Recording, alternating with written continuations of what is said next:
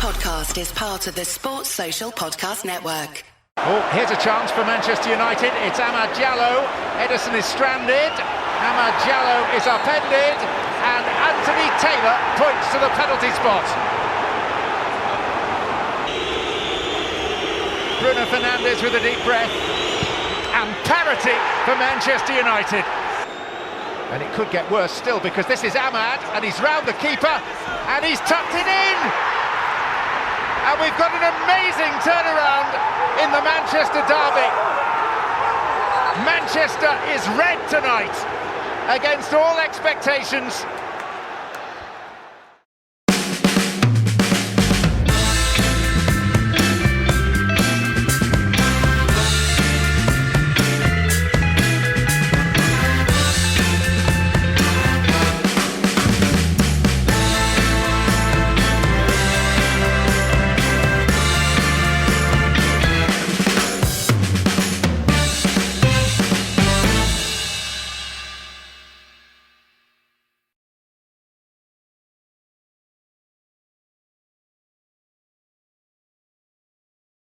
Welcome to No Question About That. We are going to talk about City 1, United 2 with Ed, that's me, and Daniel. How's it going?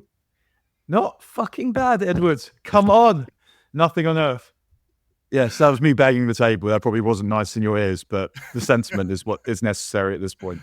I watched the game in a pub, which somehow had become the local City supporters brunch, I swear. Oh, lovely. In 4 years in this town, I've never seen one of those blue bastards anywhere, and they all turn out for this one. What?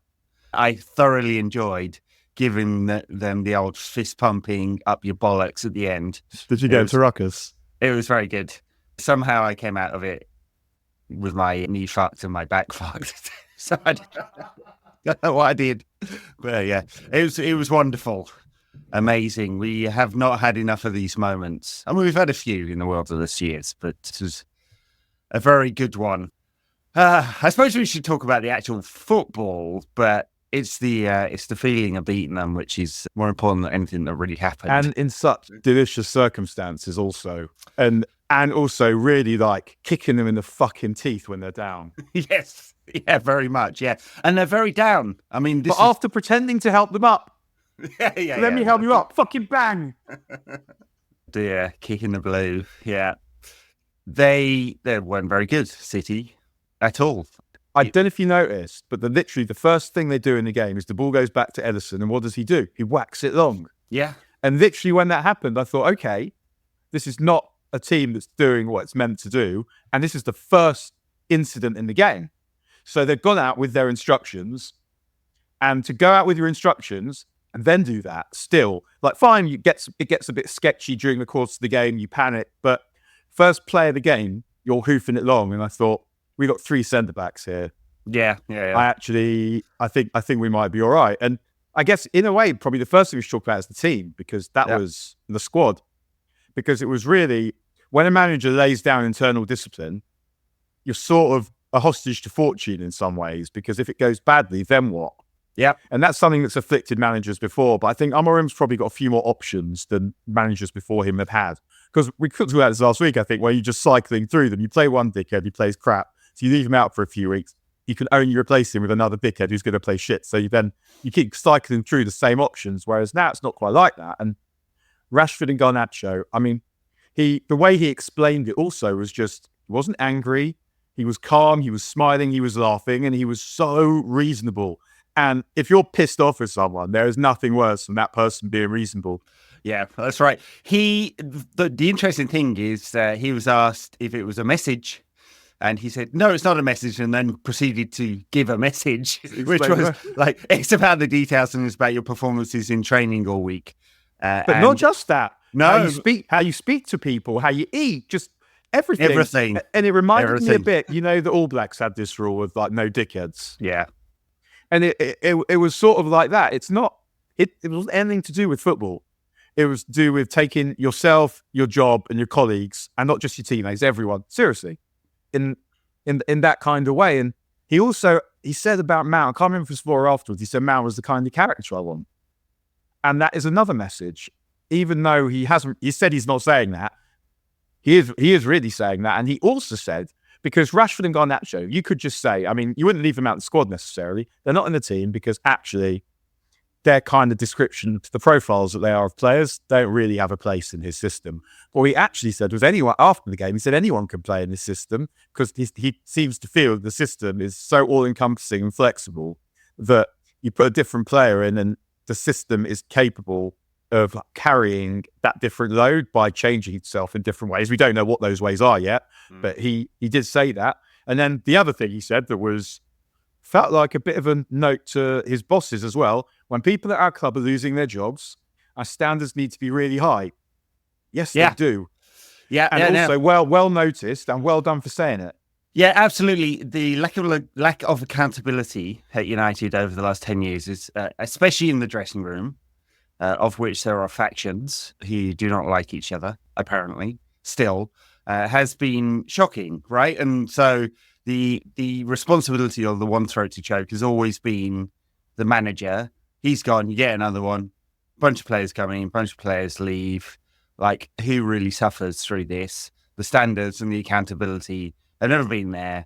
And, I mean, it's words, not actions, of course, from Amorim. Well, it was words and actions, actually. Let's be clear. He left out Garnacho and Rashford. Obviously, this was a message. Obviously, if you're going to talk about great form, neither Anthony nor Josh Zirkzee have been in great form this season.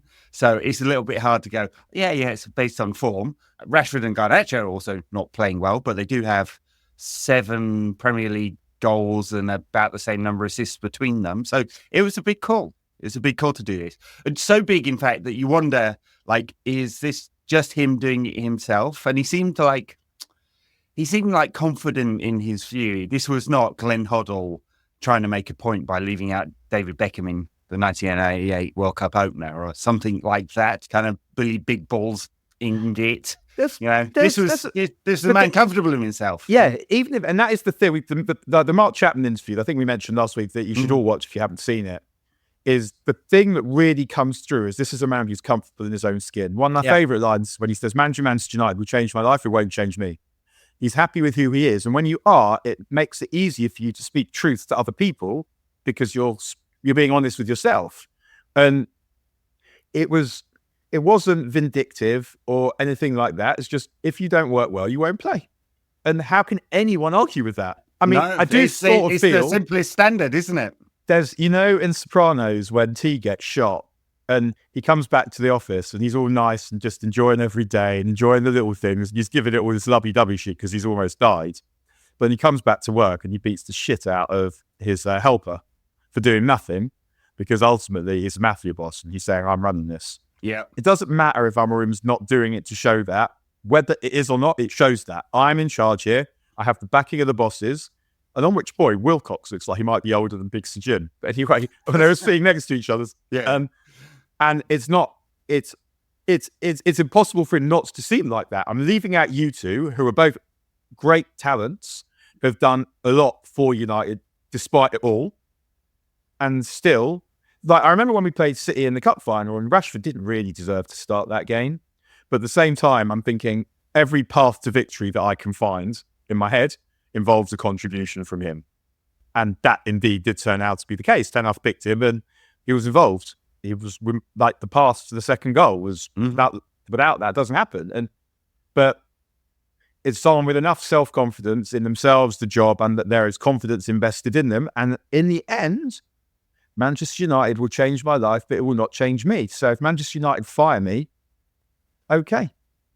And that comfort in your own skin, that sense of real strong sense of self, of who you are, what you believe in, what your values are. And he speaks like someone who's had a lot of therapy. And he talks about having had therapy, which is itself a sign of self-confidence. I'm not ashamed of this. Why wouldn't I do this? It's normal. And all those things together enable him to make those big decisions such that when you get to it, it's probably not even that big of a decision. I always remember something Fergie said. If he was struggling with a team, he'd make a decision and that would be it. And I remember the line he said was, why should I go to my bed with a doubt? Mm-hmm. And it's a different side. Like Amorim, a bit more touchy-feely, a bit more therapeutic. Fergie, a bit more old-school arrogance or whatever, autocratic. But it's all the same thing. I'm in charge, and and with Amorim, one of the things I think about him is, I'd like to work for you. I'd like to be your friend. Don't know if you're good at this management shit. Don't know if your formation's going to work. Don't know if your talent idea will work in the Premier League. Don't know if your system will adapt to the Premier League. But just as a bloke, your personal qualities, I would like to work for you, and I'd like to be your friend also. Yeah, and he's got the riz to carry this off as well. So Ten Hag made big decisions. He sacked Ronaldo basically, but he didn't have the personality to bring people along with him, and it came across as technocratic all of the time. You can imagine if Ten Hag made exactly the same decision, the explanation would not have come. He'd have just been, this is the decision. And he would not have had the self-confidence or the presence to kind of bring people along with him and not be too much of a drama. Clearly it's a drama because it's Manchester United, and clearly it's a story because it's United. But he was just so confident and matter of fact in it. It's also the people skills to actually see that was a problem, to decide that was what you were going to do. And then even if Ten Hag had done this in this straw man that we're building, decided to do it, had done it, had explained why he was doing it, it wouldn't have come over like that. He didn't have the language skills to do it. And obviously that's not a criticism. English wasn't his first language, but when you're communicating in English the whole time, it will matter. Mm-hmm. And Amorim has those English skills, but also the way that he thinks about the world is as a man of the world. And Fergie had that as well in a different way. That he was constant curiosity, relentless curiosity about the world Fergie had. And Amorim strikes me as someone like that as well. Like, he wants to understand how people work, and he gets how people work. And Ten Hag just didn't get that. And he couldn't bring over the message. Like, imagine him delivering the message to the players as well, not just to us. Deliver the message to the players that he's dropped, delivering it to the squad. It would have been done with similar, almost levity and authority. The Athletic reported that they'd been told by WhatsApp, and I read that line and I was like, that doesn't feel right. I wonder whether that'll come out in the wash, whether that's true or not. Maybe he just lets the whole group know. Well, maybe he texted them separately. See, it feels a bit like dumping someone by text, but so I was a little bit curious about whether that's true or not, or whether he actually did this personally. Also, curious about what happens on Thursday against Spurs. Mount's injured. There's of course he is. I know, of course he is. There's a place in the squad now. Does one of them come back in? Do they naturally rotate anyway because it's the League Cup?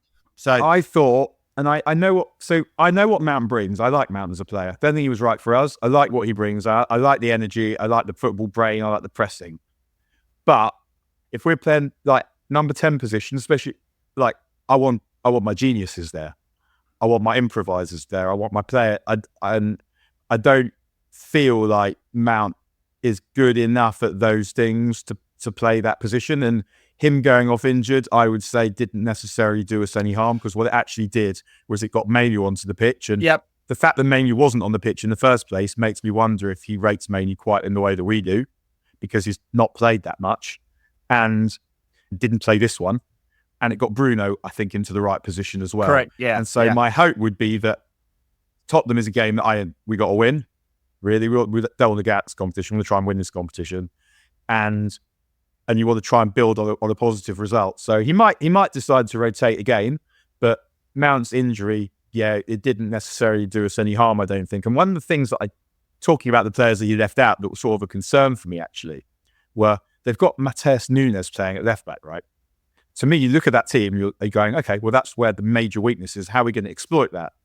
And really, the way we exploit that is by playing 4-3-3 and perhaps Garnacho on the right, maybe. You play Amad there as well. But we didn't actually find a very good way of dealing with that. Well, I mean, to get into the match then, I mean, the formation of the selection, the selection in this formation was very much about containing and controlling. It was not about playing fast, rapid football on the break at all. And in a sense, I was like, well, what is the thing that City has struggled with most over these last 10 games prior to this? Is transitions. I mean, Guardiola called it out himself after the last game that they lost, said that we're really struggling with the transitions, and that is very true. And so, in a sense, our sort of passivity in that first half and the where we set up with two fullbacks at wing back kind of played into their hands a little bit. I mean, it allowed United much more control than we've had against the Guardiola City side for quite a long time. I mean, this was 52-48 in possession terms, which is very, very unusual. Also, the lowest amount of possession we've had under Amorim. It's gone like 60, 55, 70, and similar numbers again in the teams previously. You know, we've got players who could only play on the break have suddenly become possession merchants. It's amazing what can happen when you get a different coach. But he had them going out there with control in mind, and it didn't really work in that first half. United were very passive. City didn't have a chance to speak of at all, but United had 0.09 XG of chances in that first half, and so I wasn't sure that was quite right. I mean, they were pretty good in pressing from the front, pretty good in trying to win the ball back. If you look at the data, the line was fairly high. The passes per defensive action, it was quite low as well. So United got into them quickly. The time of sustaining the press was quite long. So they did this out possession stuff as we'd want, in a way that Ten Hag never managed to get this group of players to do. And Amorim seems to be able to do that. So that was good, but it was just weren't creating any chances. Didn't look like we were going to score in that first half. Mount on the pitch or not on the pitch didn't seem to make that much difference in an attacking sense. I think the point you made about the two wing backs is an important one. We said this before, I think, but 4-3-3, 4-2-3-1, you basically got four attackers on the pitch. 3-4-3, unless one of the wing backs is an attacker, then you've got three. And he compensates with the wing backs, but against the better teams, because he did against Arsenal as well, he's playing two fullbacks there. And that won't sustain, I don't think. I mean, I don't think he'll keep doing it because I think he'll buy someone, but it meant that it was quite hard for us to create, I think. I also felt that Mainu passed the ball backwards a lot. Yeah. And maybe we don't know what his instructions were, and obviously they're trying to keep possession, but it meant that it was quite hard to build momentum. But one thing I think that we should mention that made a massive difference was Martinez, I thought, had his best game of the season.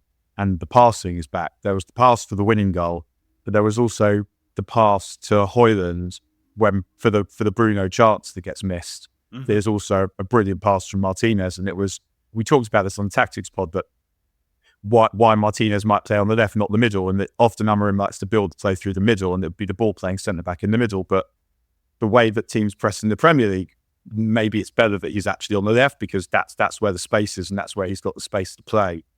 But that I thought made a difference to the way we attacked in the second half, and and we did improve in the second half in the way that we attacked. Very much. That surprised when we scored, really. But before we get on to the United goals in the second half, the City goal, I mean, they overloaded on the right a couple of times. They tried to isolate Mazraoui, who I thought generally did a very good job. He won 6 out of his 9 duels, I think it was. But the players that don't hide are important. And Mazraoui never hides. He's always, it doesn't really matter what position he's playing. I mean, he spent a lot of the second half wandering around the centre of central midfield, but he did get isolated on this one occasion, and then Diallo comes across to support and takes the deflection, kind of loops up, and it's Højlund and Diallo at the back post that get beaten in the air.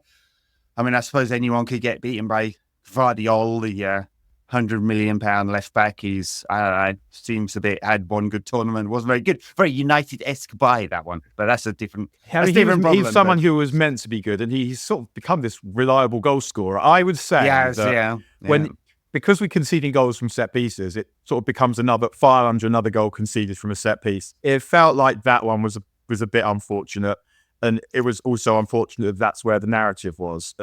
And on the set pieces, I'm not going to exclude them from the goals that we're conceding, but it is worth noting that we're finding it easier. We're looking less likely to ship a goal every 5 seconds.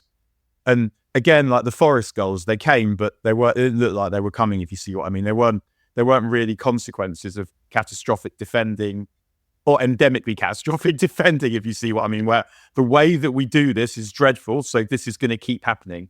What's actually happening is we're playing a particular way.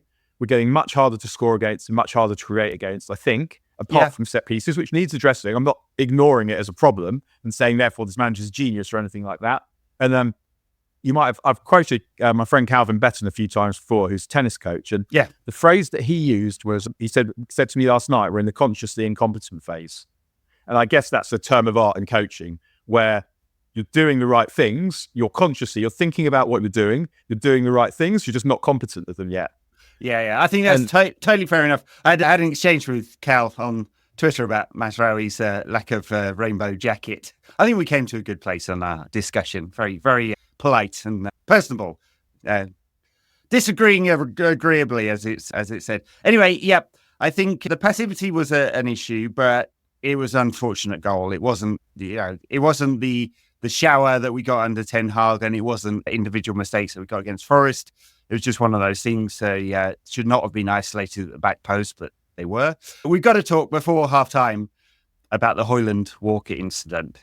I felt like, could Walker have been booked 3 times there? He could have been, because he could have been booked for the foul. He does on Højlund. Definitely booked for the foul. And then he should be booked for simulation, and he should be booked for the argument, which is probably what he actually got booked for, which to me is the thing that, out of those 3, that's the one I definitely wouldn't have booked. I didn't think Højlund needed a booking, and I don't think Walker needed a booking for the face in the face either.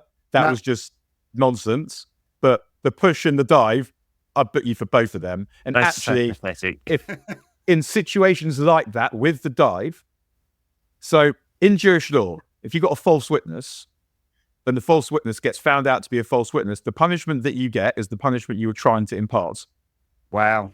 And if you get a red card, for that, to me, you can't really argue, because you're trying to get someone, you know exactly what you're doing, and you're literally trying to get that someone else sent off. So if you get sent off, ta-ra, I don't care. Oh, well, he on totting all those things up, he really should have been. But he's got kids. They're watching that. He's got many kids in many houses, and they're watching that. And just so embarrassing. I did enjoy, did you see the Mika Richards-Roy Keane exchange? Big Meek seems like a really good bloke, but he annoys me with the banter. He's very taxing to listen to, because he doesn't really have that many great thoughts or words. He does not. He doesn't do it for me. Yeah, no, I don't like him. But anyway, Mika Richards got nothing in order to try and defend his man, being an ex-City player and all that.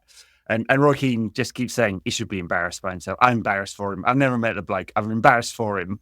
So, dearie me. In the age of VAR as well, do you really? I mean, the referee didn't even... I don't know whether VAR gave him a word or not, but what's probably going on though is the VAR is a very split second. It's a split second decision, and who knows what's going on in Kyle Walker's brain. But it's not necessarily the case that he's thinking about all these things. It's just this happened. And he's thought, hang on, did he do that? Better go down. Like it's processed so quickly that. But yeah, obviously it is definitely the case that he couldn't hope to get away with it because of VAR. But at the same time, it's probably not a cognitive process, and he's also probably not totally certain what happened. Maybe there was a minuscule movement. Better make sure, go down just in case. While we're on VAR, the decision not to give the first penalty was for the foul on Højlund by Walker. Was it not? The VAR apparently called it normal contact. Normal contact that involves a leg going across someone else's leg and absolutely nowhere near the ball. I can't understand the reason why that's not a foul, to be honest. So here's not a referee, but I mean, it looks like a foul to me, the layperson. So here's my rationale. I don't think it looked like a stonewaller on first viewing. It does look more like coming together on first viewing. You watch it again, and you think, well, actually, when you sort of look at all the elements of what has happened, it probably is a foul. I don't think personally I mind that they're not overturning those decisions. He wasn't going to score, which is sort of in my mind always, even though I know it's not the laws. I don't think he was going to score. And I don't like the overturning of decisions. I'd much rather every decision was just made on the pitch. So when you look at it, it doesn't look terrible, even though all the elements you would want in a penalty are there. Like, he doesn't get the ball, he does get the man goes down. All of those things are there. It doesn't look dreadful. And it feels like a lot of VAR is based on what things look like. And I think increasingly what's also been happening is officials would rather not make a decision and then rely on VAR to save them if it's really, really wrong. Well, I tell you what, if in the old school VAR, if he'd been asked to go over to the screen and they'd showed him a slow-mo, which they would have done, he'd have given that as a penalty, obviously, because in slow motion or in still frame, it's like 100%. I agree, in real time, it's much softer, but could have been given, fortunately. Oh, I think it's a penalty. According to the laws, I think it's a penalty. I'm just saying that I don't mind really that it's not that isn't overturned. Like it didn't, but it does sort of crystallize. I think one of the issues with VAR is a lot of what they're thinking about is what does it actually look like? Yeah, does it look terrible? It didn't look terrible. I think many fans would not care if VAR disappeared tomorrow, and we just accept that bad decisions are made sometimes because I think it's increased. Because we're grown-ups, yeah, sometimes. Actually, when we're watching football, I'm not. I don't know about you. I mean, I'd actually say I'm probably more grown up in some ways watching football than I am in my general life. Well, during the wilderness years, I've become a lot more sanguine about losing, and even it big doesn't games. Actually matter. Even big games like this, it's like it would have been all-consuming with the anxiety previously, but because their expectations have been eroded away, that's become less the case. But I thoroughly enjoyed yesterday. All right, second half.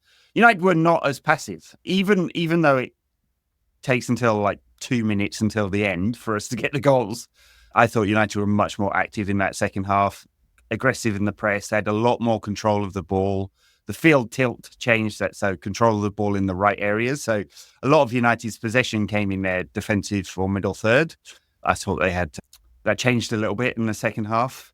I don't know whether subs made a difference. I don't know what you think. I mean, Xerxes, Yoro and Anthony, did they change the game or not? I mean, Xerxes went out to the left, Anthony on the right. I guess there's two attacking players there. I thought that Anthony actually did make a difference. Do you think he's got a future at right wing back? No, but just having an attacker, someone looking like there was I can't remember. He was involved in a move that we almost scored from before, and he just. There was just a bit more attacking impetus because he was looking to go forward. So I felt like that maybe made a little bit of a difference. I thought Mainu started to play a bit better. Thought Ugarte started to play a bit better. I don't totally get it with him in the sense that I don't feel like he's good enough for anything or as a package really to be the player that I want there. But he's a player who is good enough to be part of the squad and who I'd rather play than didn't play. Yeah, for sure. I mean, I definitely have him in the team just because he's all-round defensive screening. I mean, I think he's part of the reason United are giving up fewer chances. Is he the all-round player in that he can defend, attack, pass, run, score? No, because the progressive passing, although he made quite a few progressive passes, if you just look at the raw data, I don't feel like he's particularly penetrative with any of that and doesn't get in positions to score. I think he's one shot he ballooned over, didn't he? So he's not Roy Keane of the mid-90s or Moises Caicedo now, or a better comparison maybe is N'Golo Kante. He's not quite there as the all-round package, is he? But the defensive part, I like Ugarte in there. He gives us security. He's not afraid to get into a fight, and I think that's great. He's intense with it, just missing some parts. I thought Harry Maguire was good as well. He dealt with all the physical stuff. No, he didn't let Martinez get isolated against Haaland. No, I agree. I think that I don't like praising Harry Maguire necessarily just for the sake of it, but good game. No, Harron's did all right, and that position suits him as well. The spare, Amorim said it afterwards, didn't he? Yeah. Let me tell you what the exact quotation is. He says, Maguire is perfect when you play with the three defenders. I think in the middle he is perfect. Then the way that the striker that they have with the long balls, you need to be really strong, and so it was perfect for him. Yeah, absolutely. Yeah. I mean, I'd still apparently, Paul Joyce was reporting earlier, I think, that he's having contract talks that are going well. Okay. And I'm not there, that I think I want to move on away from Maguire, but the safety in numbers is good for him.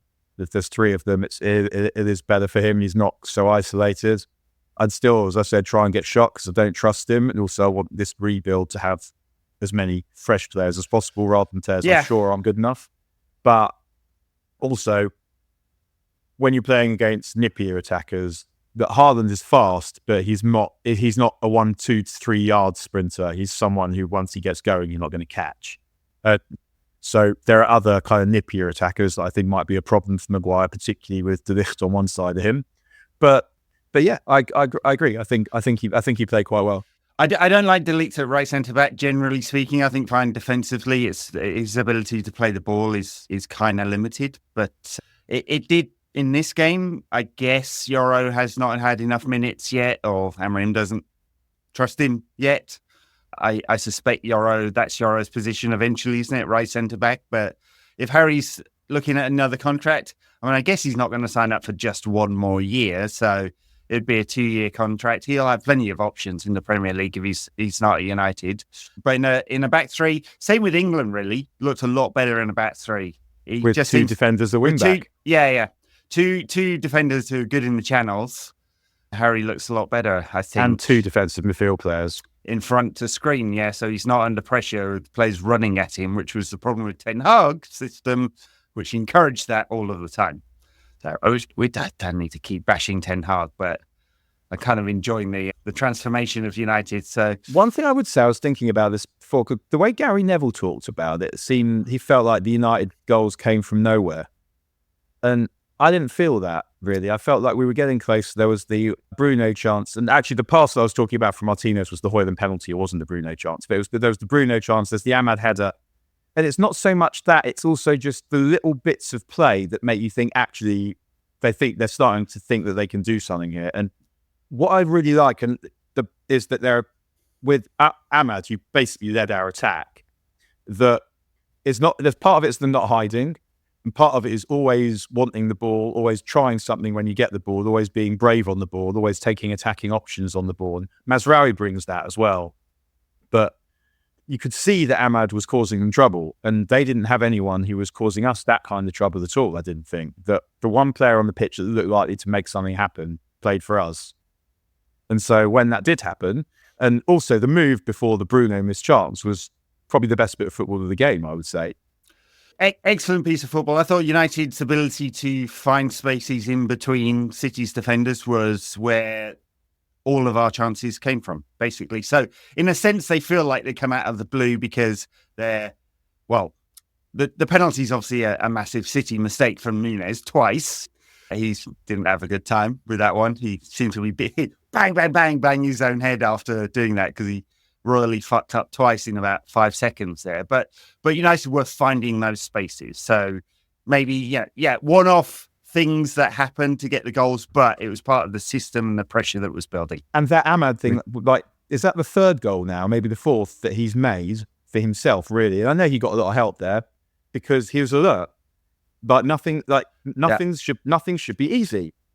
He's always looking, what kind of advantage is there in this situation for me? What if he does that? Where is the possibility for me to be able to affect the game here? And so if you've got the ball, you're looking to pass back, he'll be watching. And if you're dwelling on the ball, he thinks you're going to dwell on the ball, so he'll gamble. And it feels like that gambling is something that we don't have. Players that make the right runs, even though they think it's not going to work out, because you do it 50 times and it may only happen once. But that once to be worth it for all the 50 times, because what have you lost apart expending a bit of energy? Just that.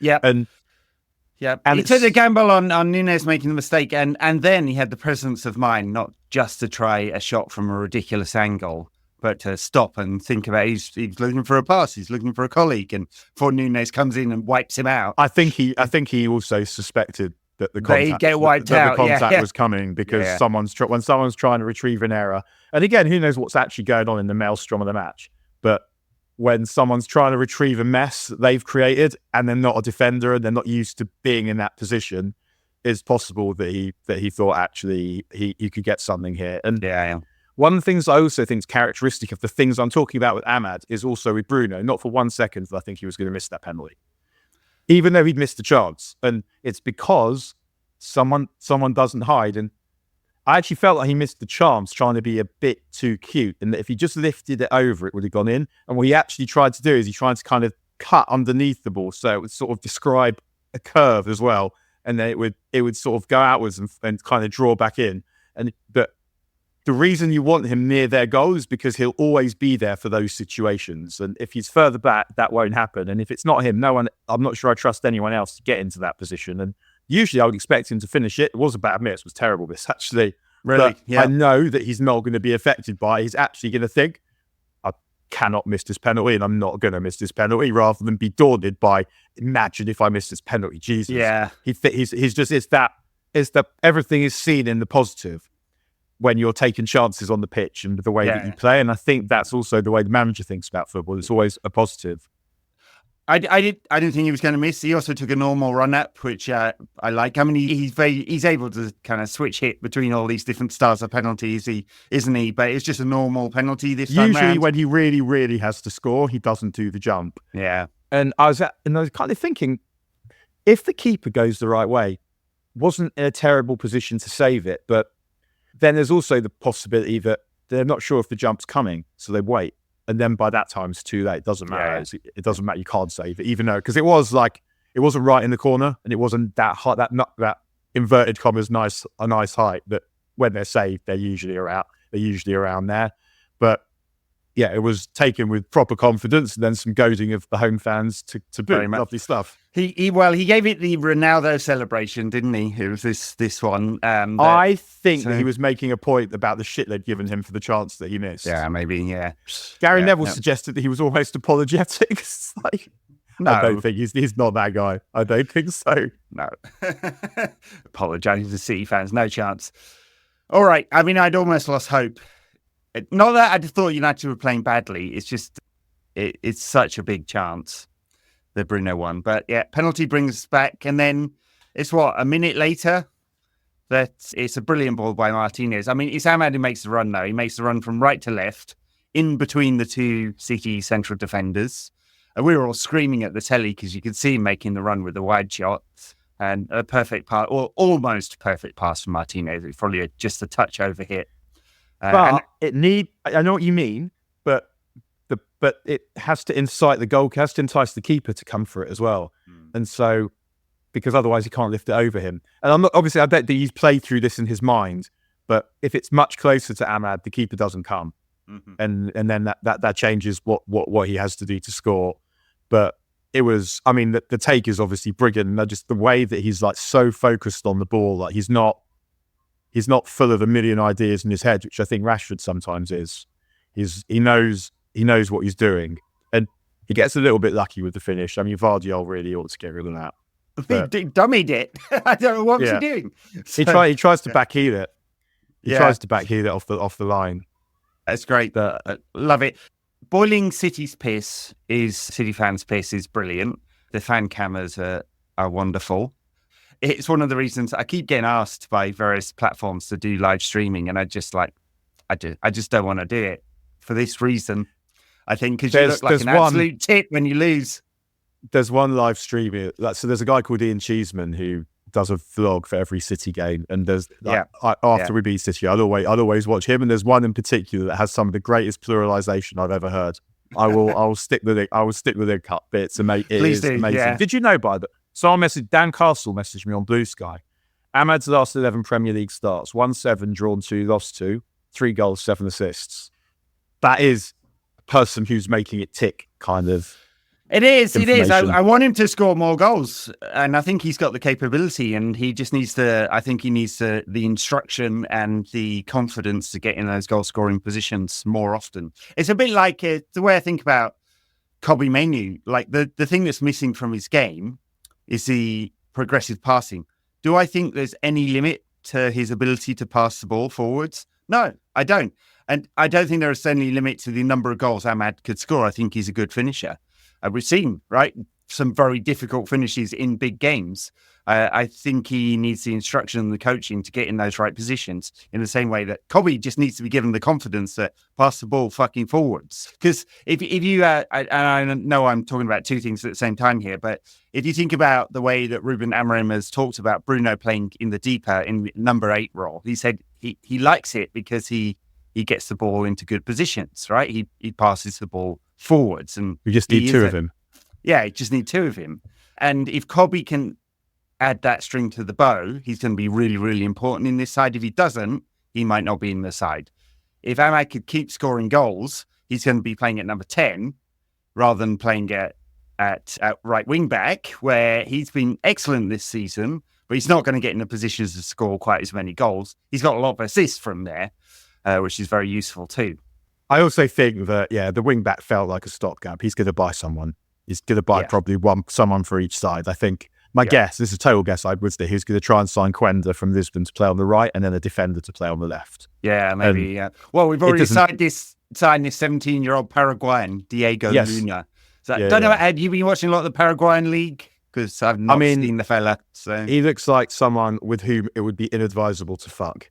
And that is a good start. He's built. I think we're going to sign someone for there as well. I don't feel that there's a forward. There's a position for Amad really long term, starting right wing back. That seems unlikely. This is his position.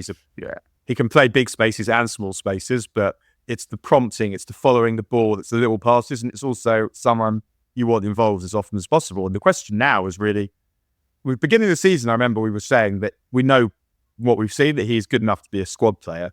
Now it feels like he's good enough to be a first team player. It's like, actually, how good might he get?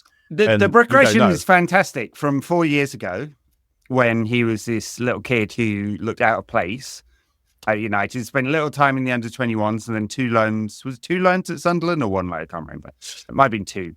And the progression is amazing. The player he is today. We could not have said that would definitely have happened. No, I mean, I'd heard that he wasn't considered to be that. I'd heard from Sunderland also that they did think he was going to be a United player, like that level of player. And I always thought it was weird because do you remember when he joins and he scores that brilliant header against Milan in Europa? Yeah. And I'm thinking, okay, but that was brilliant. And then we basically don't see him again. I keep saying basically like a primary school teacher, but he keeps. I think you'd be a good primary school teacher, Dan. Yeah, for sure. Yeah, you should do it. And so I was surprised that we didn't see him when we needed something different in that time under Ole, and he just never got anywhere near it ever again. And then I'm thinking, okay, like that was a good goal, but he's obviously not considered to be there. Yeah. But I think what you get with him is you get he's got great football intelligence, Amad. Doesn't always come off, but like he does feel like he thinks about the game. He's got a knack. He's got anticipation for what might happen. And I was before I just sort of put it down. I was talking about it as though it was only hard work. I don't think it's only hard work. I think it's just that understanding of the mechanics of the game, the feel for the game that I think Amad has. And I wonder whether it was physicality they're worried about previously, and I don't worry about that at all now. He feels like he could just run and run and run and run. He's little and he's slight, but he's somehow robust. Yeah, exactly. There's a feeling that Harry Amas doesn't have that physicality yet, and that's why he's not been part of the team, given that he's got all the technical skills. And so, and probably a concern 3 years ago with Amad, definitely not now. What do you think about the reaction after the game from some of the players, but particularly Amorim, who just seemed to kind of take it in his stride? He said, I know it's important for the fans, but this was just one more game. Because I think he knows that they didn't play that well, first of all, that we'd be talking about, even though I was saying I didn't feel what Gary Neville felt, that I felt that there was a step forward in that game in some way, even if we'd have got beaten, we'd be having a very different conversation if Nunes just had behaved in a slightly more normal manner, probably. Mm-hmm. So I'd tell you what I did really enjoy at the end was just basically, I can't believe what's wrong with me. Just taking like high fives off everyone, making sure that there was no one who didn't get the opportunity to congratulate him. Even after the game, he goes looking for Guardiola. He comes up from behind and makes sure that Guardiola has to congratulate him. Yeah. And on the point of Guardiola, what he looked like makes me actually think someone might want to have a word with that guy. I don't. All is not right with the world with him. I was speaking to a lawyer today, and he was wondering, just from the drop off is so alarming and so pronounced that he was wondering if they've been given the word that the hearings haven't gone well. Who knows what? Like it's when asked about it, I think it was Bruno's asked about Dan Ashworth, and he basically dismissed it and said, we don't think about that kind of thing at all. And of course, he's going to say that. What else could he say? But I wonder how much the players think about these kind of shenanigans. But sure, the hearings finished beginning of last week. We expect a result in a about the same number of months, another 3 months or so. But yeah, maybe they've got the word that they are guilty, and the black cap has come out, and they're about to vaporize the Etihad, and they're all getting to play in the National League next season. Awesome. Love it. I don't know what it is, but yeah, this is not the City side of old. They're a pale imitation of themselves. But it took a while. It's not just the Rodri thing. It can't be, because they played 7 games without Rodri and had a good record. I think they won 6 of them. Like, it is the combination of all these different things. It's all the different tactics, the injuries, the fact that his second choices for those defensive midfield positions are also injured. De Bruyne is not what he was. Stones is always injured. But Pep looks under it's like massive scores pressure. Loads of goals, but it's like playing with 10 men. Yeah, there's a whole the team getting old together. Walker's got, but they're not as physical, they're not as fast. So then players who were deeply involved, say someone like Bernardo Silva, suddenly become the main man, and he's not that. He's a brilliant player, but he's not. He doesn't have the physicality that De Bruyne has and that Rodri have that enable them to kind of dominate a game or dominate parts of a game or be the best player on the pitch and part of a game. So even though he's an amazing player, Bernardo Silva is a complementary player, but the main players aren't all there. And if you take out, I know De Bruyne played, but he played shit. If you take De Bruyne, like fully fit De Bruyne out of that team, and you take Rodri out of that team, then that is a big problem, because that's not one player, that's 2 players. And Doku's not as good as the players as Mahrez or as good as Sané or Sterling were for them. So then Foden blows hot and cold. Mostly cold this season, 1 assist, no goals. Yeah, no, absolutely. All those things. The pressure on Pep is really telling. It's interesting that he's not dealing with it well.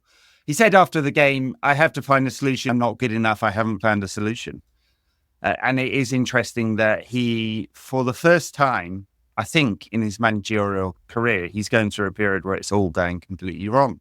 He doesn't know what to do. And he doesn't know what to do about it. Because that never happened to Fergie. Whatever went wrong, we never lost. Is it 9 out of 11? Never. Is that what it is? 9 out of 11. No. Yeah. Like, once we got good, it never got anything like that. Like, there was a time we lost 3 in a row. Was it in 01-02? And that was a massive thing. Mm-hmm. We lose the derby 6-1 to City. We'd win the next game, though. Yeah.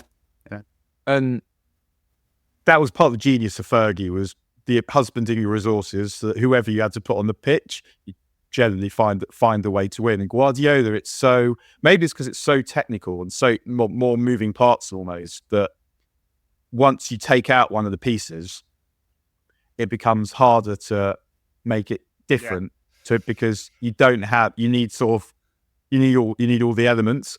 And if you don't have the elements, then you can't just say, well, I'll get some other elements then. In a way that Fergie, who's a bit more flexible and not so tactical, more personality-based, could personality unite into wins by imparting that desire and that intensity to the players who wanted to then go and win for him, and part of that personal connection as well that Guardiola probably doesn't have either. One of the things Fergie used to do when he dropped a player, he would convince them that they were so important for the coming games that they couldn't possibly play in this game. And the only time it ever went wrong was when Scholes refused to play in that League Cup game. But basically, if it was Fergie dropping Rashford and Garnacho yesterday, he'd have said, but you're playing on Thursday and we really need you on Thursday. And they'd be going away going, yeah, I'm playing on Thursday. Unless, but the thing about that is, but this was a punitive dropping. So it's a little bit different, I think. And Fergie wouldn't have had to drop them punitively, because the environment would never have been necessary for that to be the case. Yeah. And this is a reflection of the environment that's been created by a succession of managers that weren't charismatic or strong enough or successful enough to be able to actually make the rules.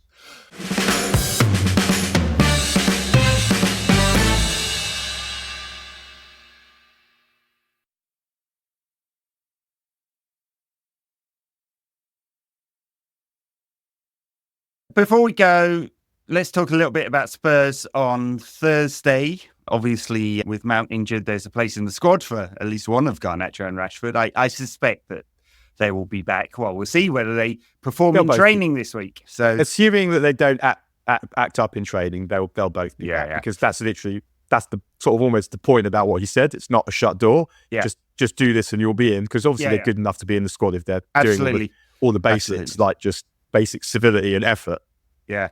It's It's important because a win and we're in the semi-finals. It's not a route to Europe. Well, it is a route to Europe, but it's not a route to the Europe we want. But important nonetheless, I think, for Amorim to try and pick up silverware in his first season, finals in February, which will be incredibly busy as a time period, especially if United end up in the playoffs in the Europa League. Fortunately, that looks like that won't happen because that would be a total nightmare for scheduling. I'd have something like 10 games in February if that happens. So, yeah, important. He's going to refresh the squad. I imagine 5 or 6 changes again. Like, he just seems to be managing their minutes at the moment. I don't know what else. Postecoglou Spurs, you just don't know what. I mean, they're fortunate they played Southampton yesterday, who are absolutely dreadful and suicidal.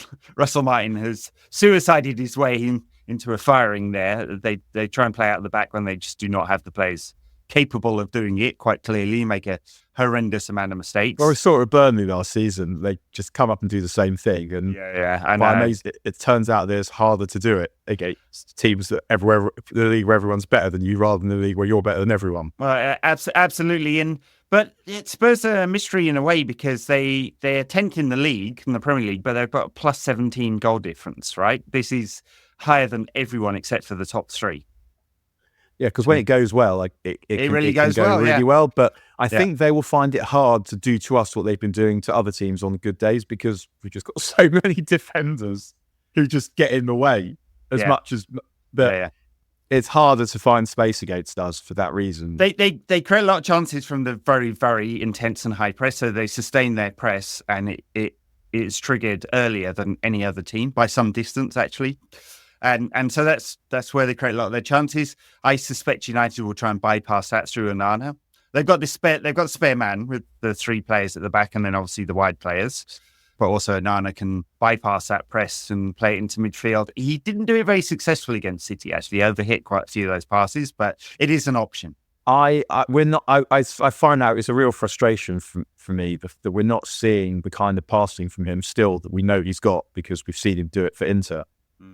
And I don't know, hopefully it's something that will come as the team kind of settles into the way that they're playing and once they start probably to change the team a little bit less.